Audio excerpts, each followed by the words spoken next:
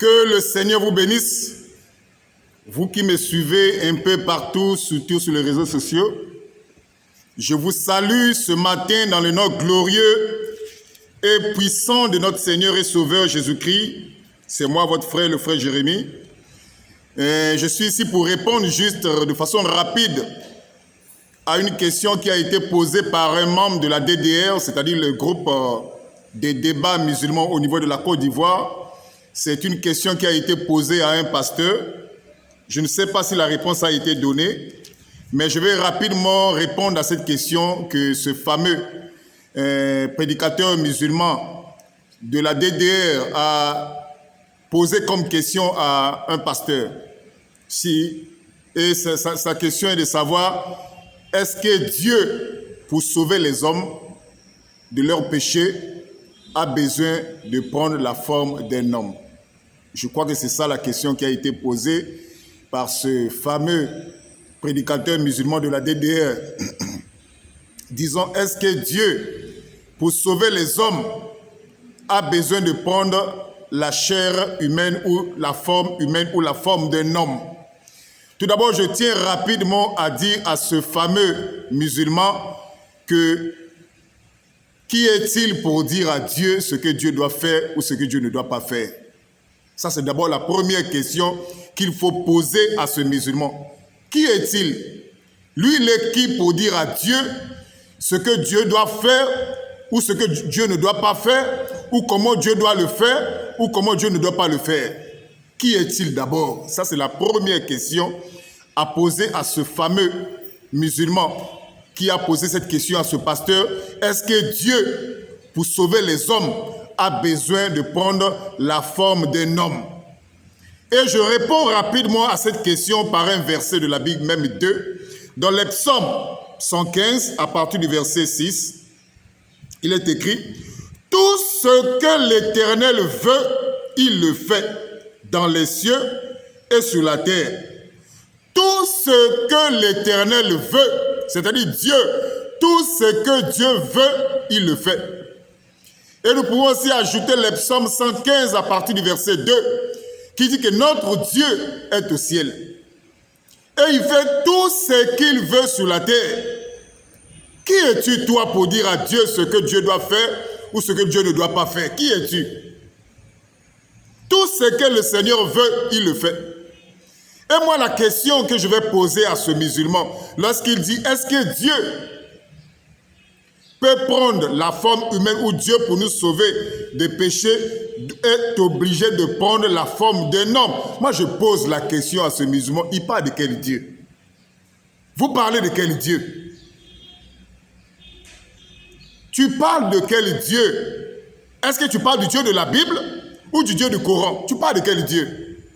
Parce que s'il s'agit du Dieu de la Bible, il y a plein de versets de la Bible qui vous montrent ce que Dieu fait ou ce que Dieu ne peut pas faire. C'est dans la Bible ici, là. Dans l'Ancien Testament, Dieu a pris la forme d'un rocher.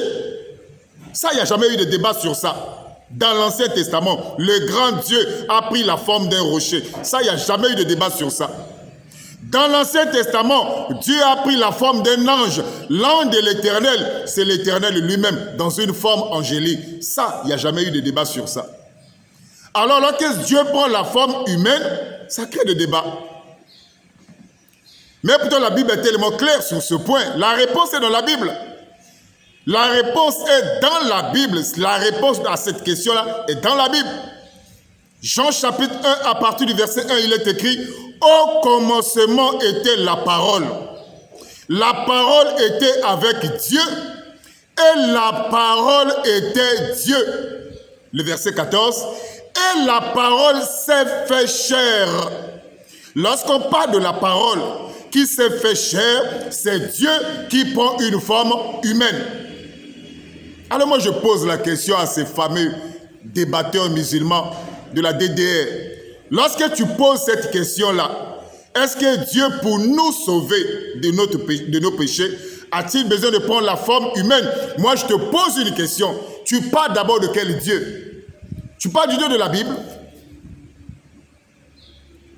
Tu parles de quel Dieu? Non seulement cela. Qui es-tu pour dire à Dieu ce que Dieu doit faire et ce que Dieu ne doit pas faire? Qui es-tu? Si Dieu a voulu prendre la forme humaine pour sauver les hommes, qui es-tu pour contester cela? Je crois que par cette intervention un peu courte, j'ai fait raisonner à ce frère, à ses amis musulmans, de ne pas poser des questions bêtes, de poser des questions intelligentes. C'est pour ça que je te pose la question, qui es-tu toi pour dire à Dieu ce qu'il doit faire et ce qu'il ne doit pas faire? Qui es-tu? Tu es qui? Il y a des gens qui croient que Dieu est un objet entre leurs mains. Qui es-tu toi pour dire à Dieu ce que Dieu doit faire et ce que Dieu ne doit pas faire? Tu es qui d'abord? Si Dieu a voulu sauver les croyants par ce moyen-là, qui es-tu pour contester? Qui es-tu? Qui es-tu? Qui es-tu toi pour dire que non? Comment Dieu, pour sauver les hommes, il faut qu'il prenne la forme humaine? Qui es-tu d'abord pour contester, pour refuser ça? Tu es qui? Non seulement tu parles de quel Dieu? Tu parles de quel Dieu?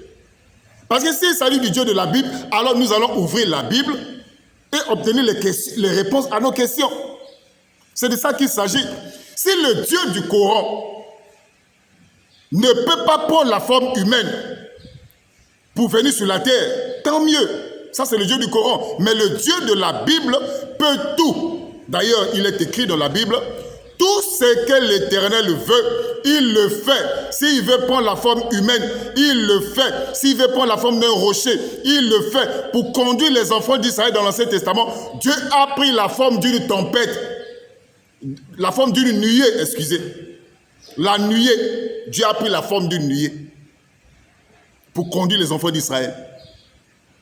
À l'époque de Job, je crois Job 40, si je ne m'abuse pas, l'Éternel Dieu s'est révélé à Job dans une tempête. Qui es-tu pour dire à Dieu ce que Dieu doit faire ou ce que Dieu ne doit pas faire? Le Dieu de la Bible peut tout et il fait tout. Tout ce que l'Éternel veut, il le fait dans les cieux, sur la terre et sous la terre. Tout ce qu'il veut, il le fait. S'il veut prendre la forme humaine pour venir sauver les hommes, il le fait et il l'a fait en Jésus-Christ. Je crois que c'était ça la réponse, bref, que j'ai voulu donner à ce fameux musulman du groupe de la DDR qui a posé une question, mais pas une question intelligente. Parce qu'il faut poser des questions intelligentes. Il faut réfléchir lorsque tu poses des questions. Lorsque tu poses une question, il faut d'abord te poser la question de savoir, tu parles de quel Dieu? En posant cette question-là, tu parles du Dieu de la Bible ou du Dieu du Coran? Que le Seigneur vous bénisse et que la grâce de Dieu vous accompagne. Et nous sommes ensemble, nous sommes là par la grâce de Dieu. Si ça a de répondre à ce genre de questions, je le ferai pour la gloire de Dieu.